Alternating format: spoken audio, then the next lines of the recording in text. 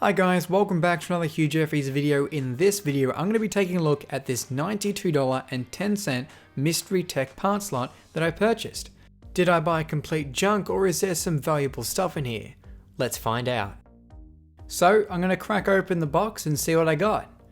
Taking away some of the packaging material, you can see that I've got a whole lot of DVD drives.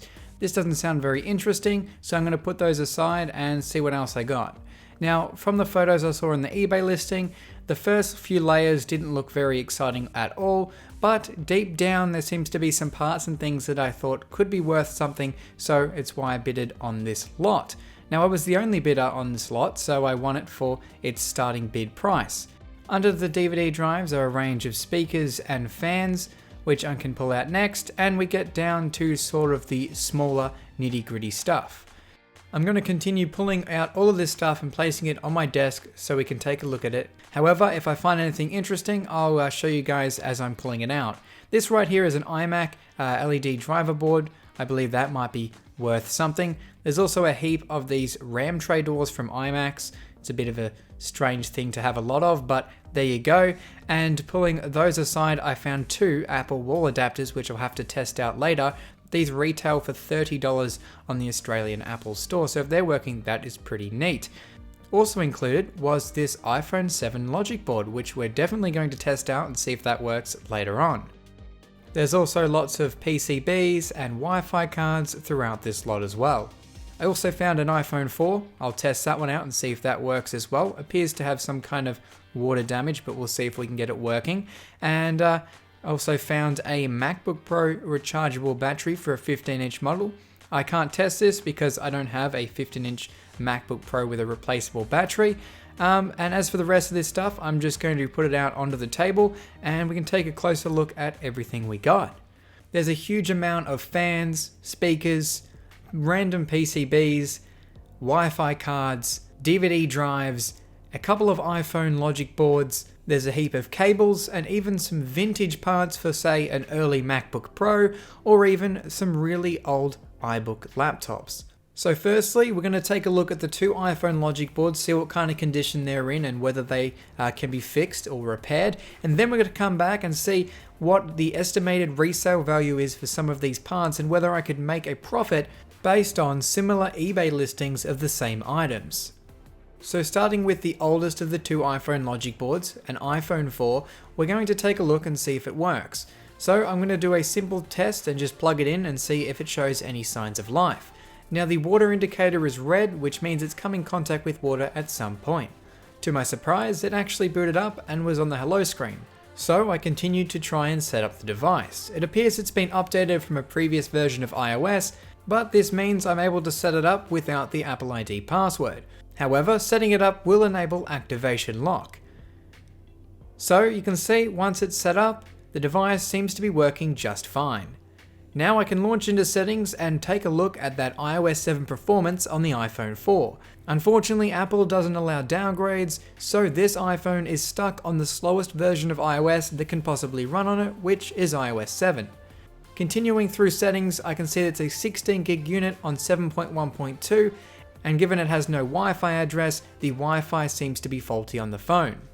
Navigating into the iCloud portion, you can see Find My iPhone has been activated as it is iOS 7, and even trying to remove the account, it requires the Apple ID password. However, I never connected the phone to the internet, so Find My iPhone is actually off. And to keep it off, I need to reset the device back to factory settings. Now because I can't do this on the device, I'll need to plug it into iTunes, put it into recovery mode, and install a fresh version of iOS 7.1.2 to the iPhone. And once it's booted back up, theoretically it should work just how it was before. However, that wasn't the case. I was thrown with random activation errors on both iTunes, Apple Configurator, and even 3utils. Now I believe this might be a baseband issue as the phone has been water damaged and it might have a little bit of corrosion. So we're going to take a quick look at that and see if cleaning up the board and soaking it in alcohol will fix the problem.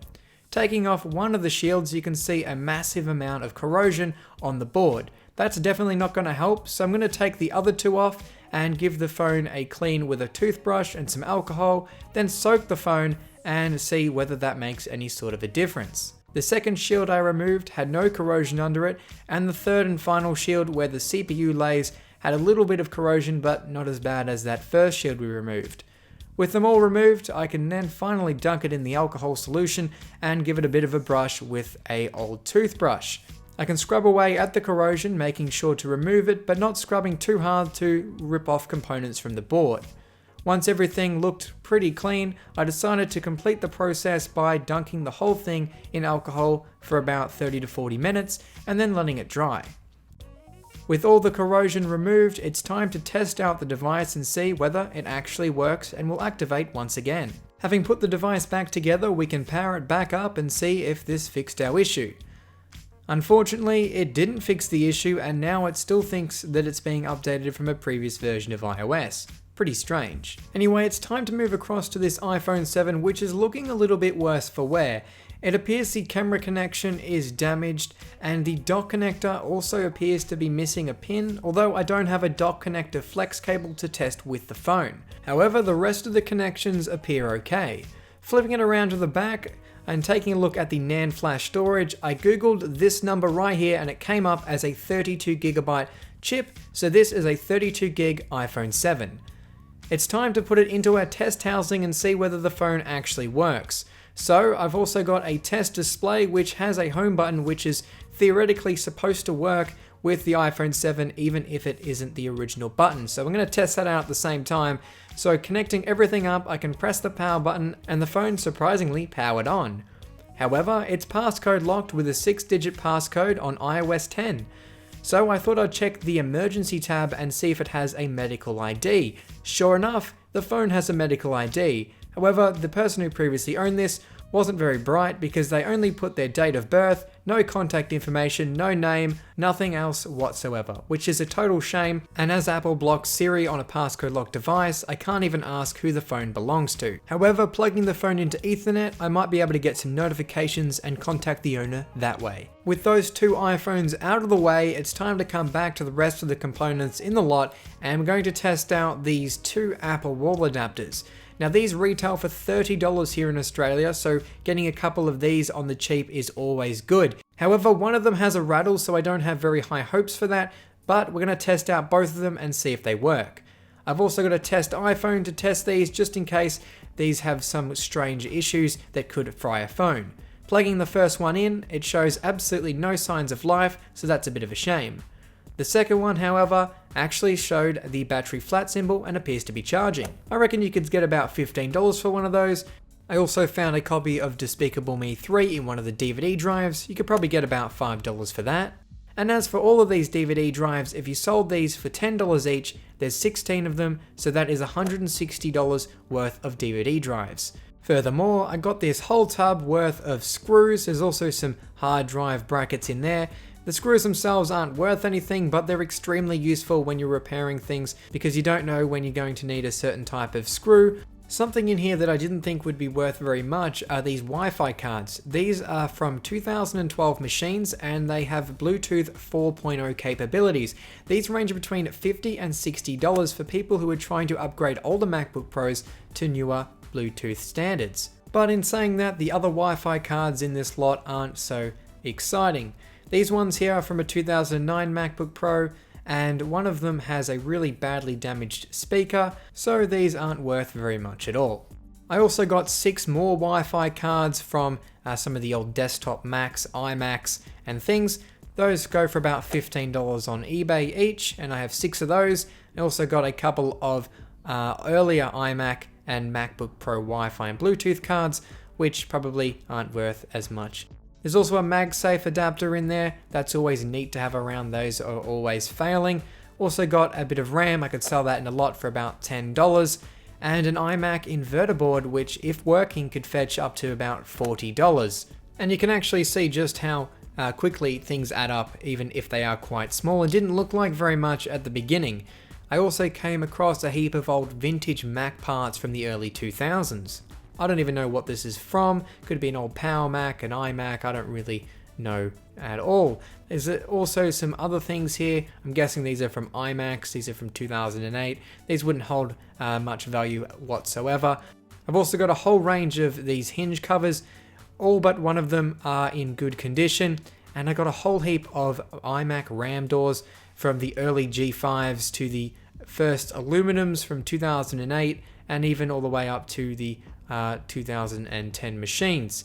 There's also a whole heap of little packages of parts. This one here looks like it's from an iBook, as it's got some older connections, 512 megs of RAM, heap of screws and little parts in there. That's always going to be good to keep a hold of. There's also a bunch of just more screws and fans and hard drive connections and things like that.